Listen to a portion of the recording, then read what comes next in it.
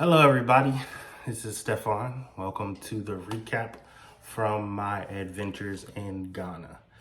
Sorry it's taking so long. I really just wanted to get my hair done.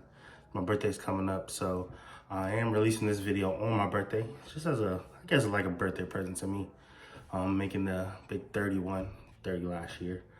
So I just wanted to recap everything that happened in Ghana, some of the stuff you couldn't see on the vlogs. I did make a little script over here, so you may see me looking over here because I just wanted to be sure I got almost everything off my chest about what happened when I was there and the things I couldn't show you and the things I'm about to talk about right now.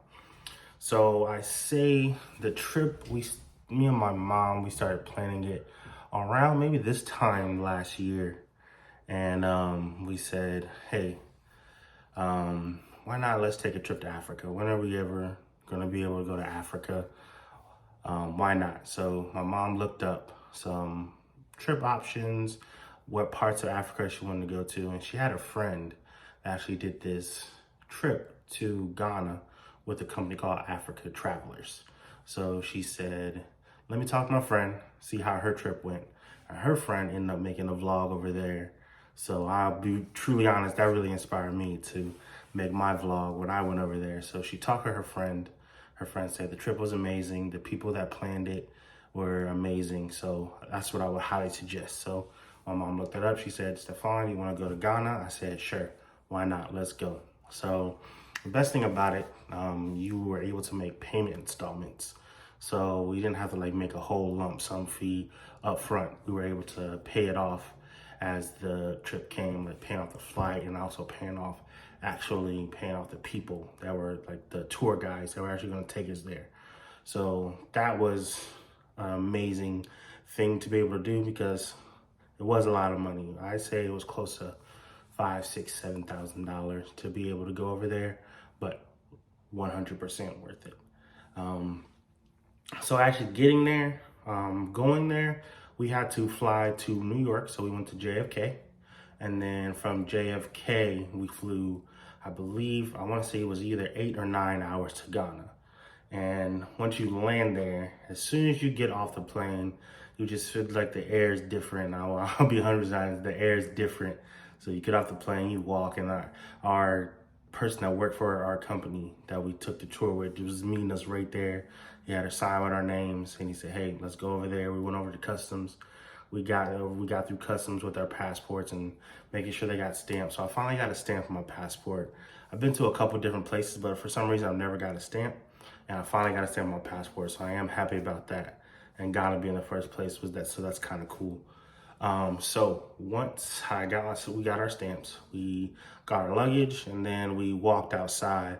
And the guy holding another sign saying Africa Travelers, saying, hey, we're on the bus. People taking the luggage for us. They were very accommodating, and they would say, hey, brother, welcome home. Like, you're finally back home. So I did truly appreciate that. So the first place we were was the capital city, which is called Accra, which you saw from the video. And first hotel was the Lancaster Hotel. And I'll be 100% honest, that was definitely the nicest place we stayed while we were there. Definitely, I'll give it 100% on the accommodations. The food there was amazing. They have a buffet downstairs. So you go downstairs, you get food, you get drinks, they have a bar, pool outside, little walk around area, playground if you have kids. So this hotel was amazing. And they had a spa too, but we didn't get to do the spa. And also if you needed to exchange your money, they have that there too. So they have the foreign exchange there. So you don't have to worry about anything. I'm telling you, this hotel was completely accommodating. Very amazing hotel. And then next door, if you want to go to the casino, you could. So that's what I was able to do that for one of the nights.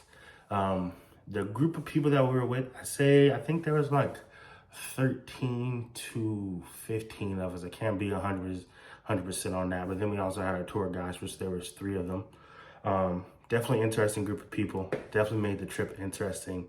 So it was good that, once you go on these things, you don't have to be alone with just like you and whoever, but you also get a good group of people that go there with you, and then they can make the trip a little bit more interesting in good or bad ways. Really depends on how you deal with certain situations. The first day, I believe the only thing I didn't show was going to the shopping center area, which they call the Culture Center. It's just a huge shop. Is where you buy a lot of the stuff. I bought a lot of people gifts. So that's where you buy stuff like jewelry, clothes, like trinkets, like you can buy signs, you can buy like a mask, like anything you can think of, you probably get there at the Culture Center. And the biggest thing you have to do is haggle, just haggle, haggle, haggle. You have to, what my tour guide said is you break it down to four. So let's just say 100, they want $100. They don't go by dollar, they go by CDs. So they say 100 CDs. You break down into four. So you're gonna start with 25 CDs. They're gonna go up. You're gonna say, okay, no, 50 CDs. You're gonna try to meet somewhere in the middle. So that was pretty much just haggling the entire time you're at the Culture Center to get what you want. And I got a lot of stuff, and I'll be showing a little couple of things that I bought a little bit later. So after that, so we were left Accra and we went a little bit more north. It's still like southern Ghana, but a little bit more north into like a more foresty area called Kumasi. On the way there, you first start off, you're like on a typical highway like you would see here in America, interstate highway, and then as soon as you get past that, it's all dirt roads, and then you see like people standing on the side of the roads everywhere, and then you like see people selling stuff. They're selling food, they're selling clothes, they're selling glasses, anything you like, just like the Culture Center, anything you can think of, they're selling right there on the side of the road. And like sometimes when like the traffic was so bad that people were just stopped there, so our driver I know, he just flagged someone down, got him a bottle of water.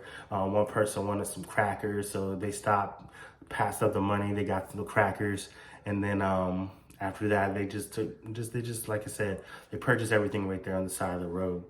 So it was a cool experience because you really don't get that here, at least where I live here in Florida.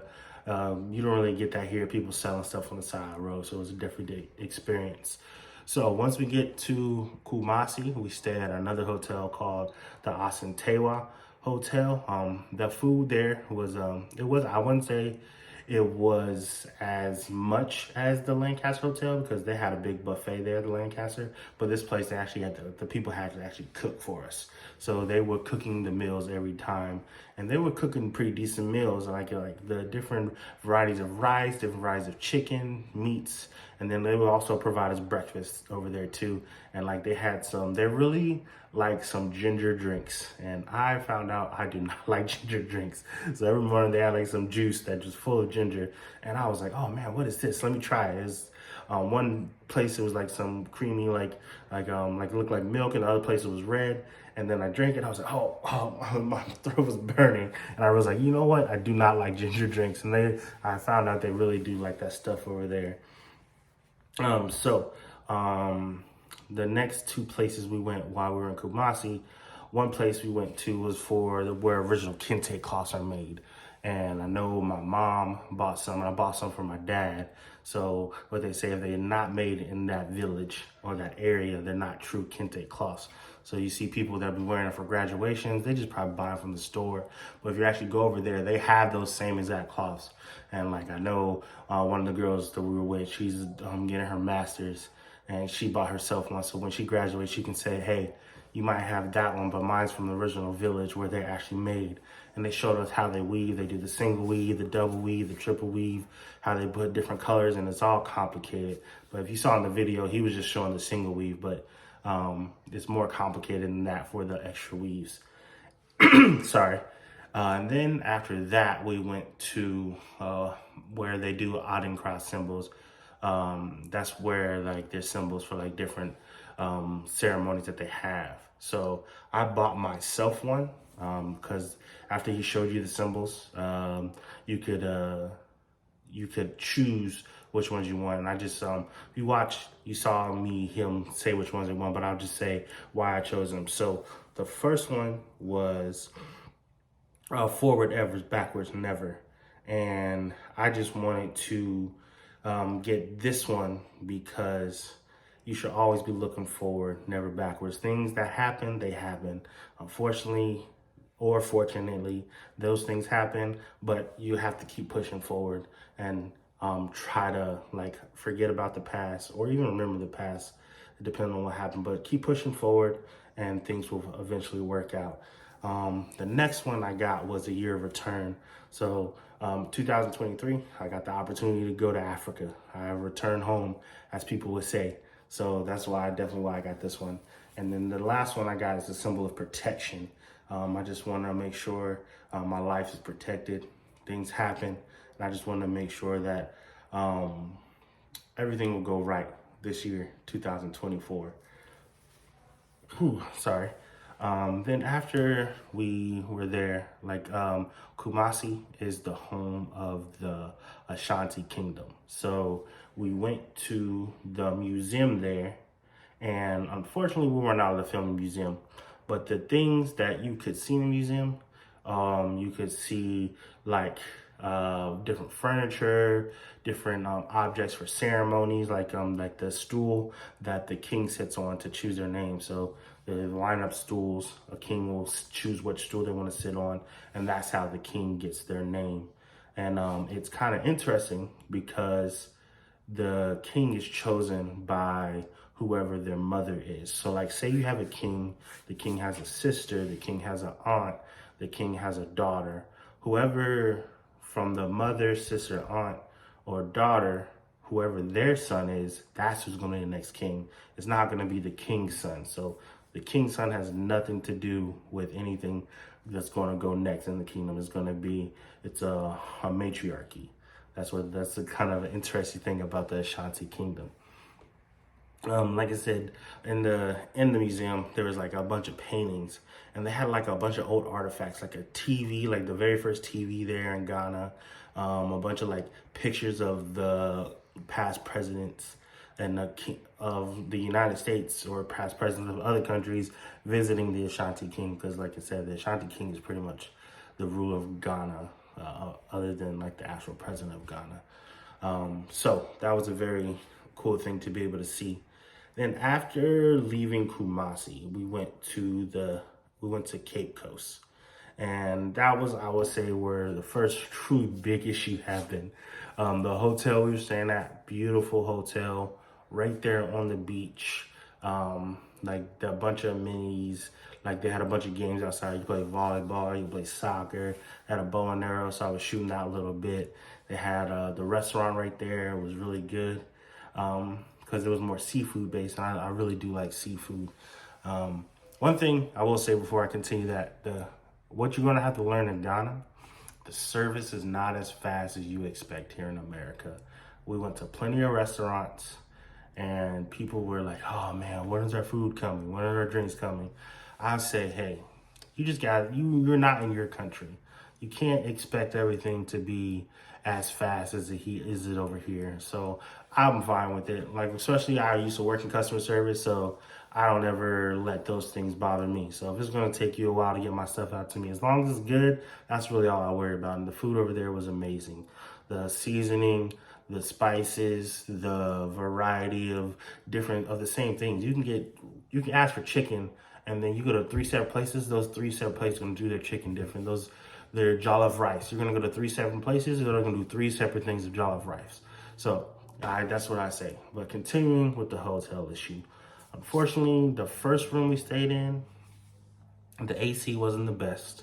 So, but eventually that did cool off. And then after that, the water stopped working. So we couldn't even shower. We could barely flush the toilet.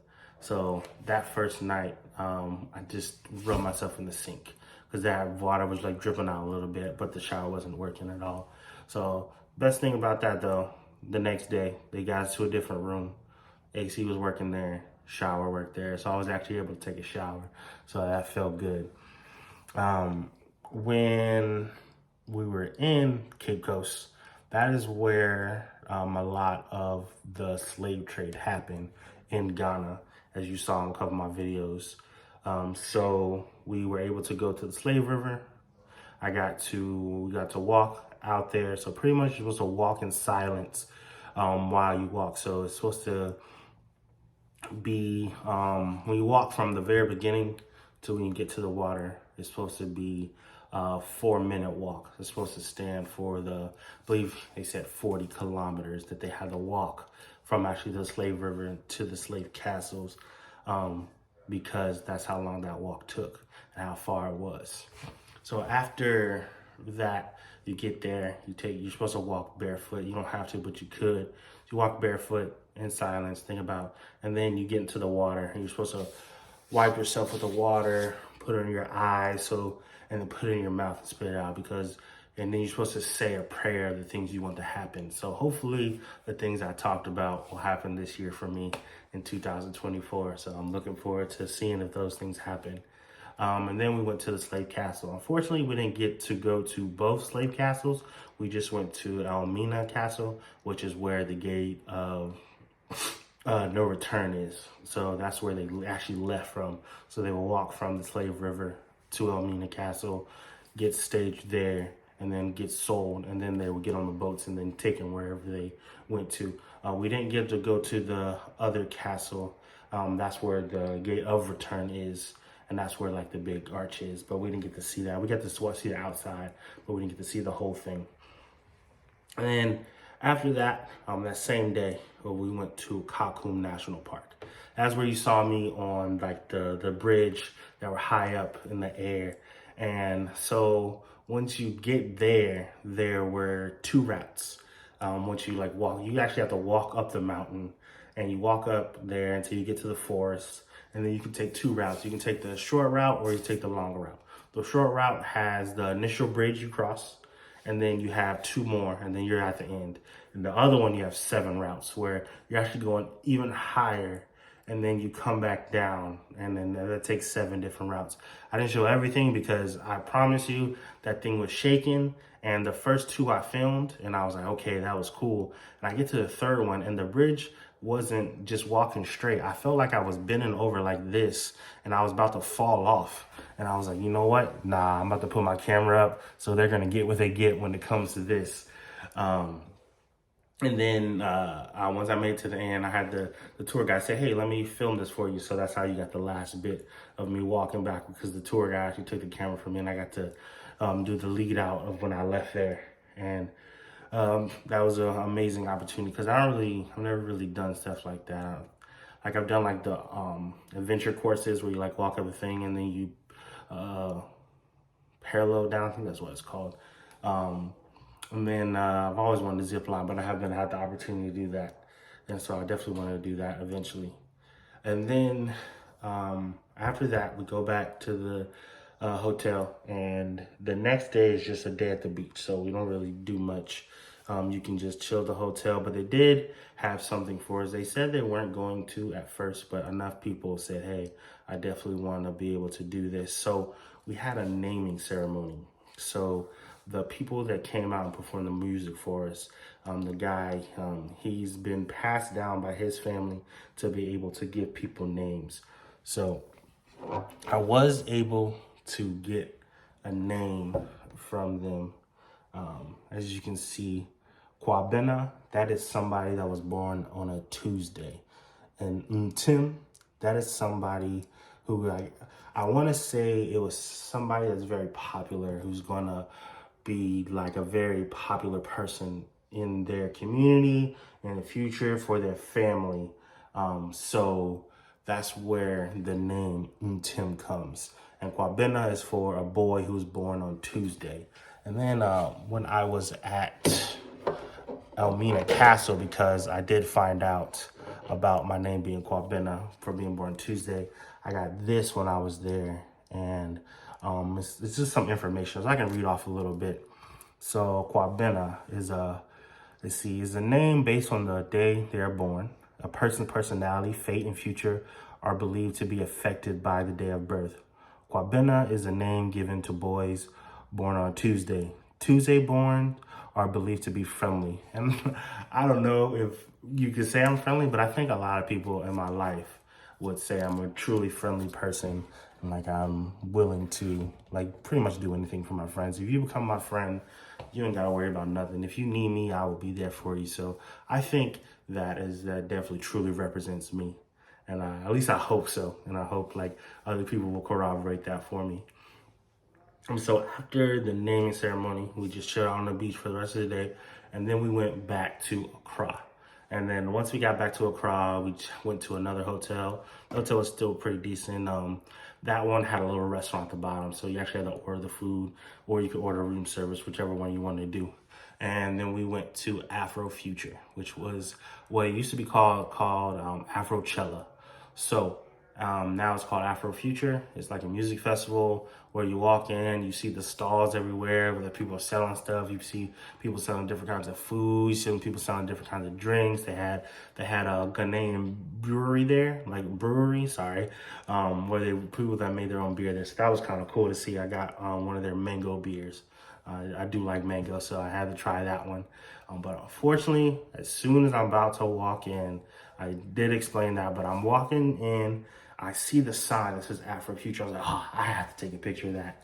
I pull out my phone. I don't see the step, and next thing I know, boom, I step down and right on my ankle, and I'm on fall on the ground. People are walking past me. They're like, oh, you okay? You okay? I said, yeah, I'm okay. I was not okay. I couldn't walk a single step. I had to like will myself to walk the rest of that night.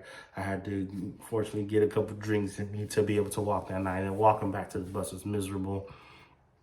And one thing I found interesting is that they say sorry to you when you hurt yourself. They're like, oh, you hurt? I'm so sorry that you're hurt. And I truly appreciate that. They feel like the people over there really care if you're in pain, or if like you're in their country and you hurt yourself in their country, and they're like, oh, I'm sorry. I wish you would have had a better time here. I'm like, no, I had a great time. Unfortunately, my stupidity hurt myself. So walked back to the bus. That was miserable. The next day, I didn't go anywhere. You saw how fat my ankle was. It still hurts a little bit. I did go to the doctor, check that out. It says just probably a little sprain. Still hurts, like I said, still hurts a little bit, but I'm about there. I'm back out there in the gym, back out there on the track, walking, not running, but I am walking, so I am doing that. So after I hurt myself, didn't do anything, and then the next day, it was the final day to leave. So the final day to leave, we were supposed to go to the gold place where they sold gold chains and like gold necklaces, where you can buy that. And then we went to a restaurant, and after we went to the restaurant, they did explain to us, I did to track back a little bit about the restaurant, but thinking about that restaurant did remind me that when we were in Kumasi, that there was a restaurant they went to. A gentleman over there, he actually has a plot of land where he wants a lot of African Americans to buy land there if you want to ever live in Ghana. That just popped back into my head. So back to the last day, we go to a restaurant, we just chill there, and then we go back to the culture center. So once we get back to the culture center, I was like, hey, let me fill out this last little bit of things I wanted to buy people. And I bought a couple things for myself. So I can show you those things I bought for myself. And it was mostly just paintings. So I got this one right here. It's just a forest and a river. I just thought it looked pretty cool. And then I got this one right here, where it's just a gentleman on a boat, and it says Akwaba, and pretty much I believe Akwaba means welcome, and in their language over there. So that's why I wanted to get this one. I just wanted to post it up front somewhere and say, hey, you're welcome here in my place. And the last thing I got was, I think this is my favorite thing that I got over there, is a painting of a warrior woman. And I just think this is so cool. Like, I found this at one of the museums we went to. Like, a gentleman outside sold this to me. And once I picked this up, people were like, oh, does he have more? Does he have more? I was like, no, I don't think he has more. So I was able to pick this up, and I think this is the coolest thing ever. I can't wait to be able to put it up somewhere. So after we leave the culture center, it's time to get back on a flight to go home. So we get back to the airport. Once we leave the airport, we get to, on our way back, it's a little bit more interesting. We get to fly to the Netherlands. Never been there before. So, like I saw in the video, I picked up some stroopwafels. Picked up some some European Fanta, which is a little different color. And then we flew into London. We were in London for 2 hours. And then we took, I want to say, about a 10-hour flight back from London to back here to Tampa. And that flight was pretty empty. So it was on Virgin. And I guess no one was flying at that time. So because it was after Christmas. And so flight was really empty. As soon as we got high enough, they said, all right, anyone can go where they want. I had a whole row to myself. I tried to watch a movie. I fell asleep at least 7 times trying to watch this movie. So I said, screw it. Let me just go to sleep. So after I fell asleep, I woke back up, ate the food they provided, and went and watched another movie. So got back home to Tampa, got back home, shut out for a little bit, and then went out to do some New Year's stuff. So how was the trip? The trip was amazing. I would give it a 9.9 out of 10. Everything wasn't perfect. I would have been a 10 out of 10 if I didn't hurt myself. So that's where that 0.1% comes off. Because if I didn't hurt myself, it would have been a 10 out of 10. I enjoyed my entire time there. I met some amazing people. I got to do some amazing things that I never got to do. I got to see what like my culture is from.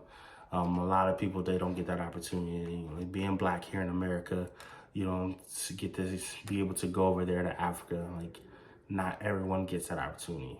You see a lot of people over there say, hey, you make sure more people come home and you be able to visit us over here. Like, even if you're not like fully Ghanaian, like I did like my 23andMe or one of those thick websites and things.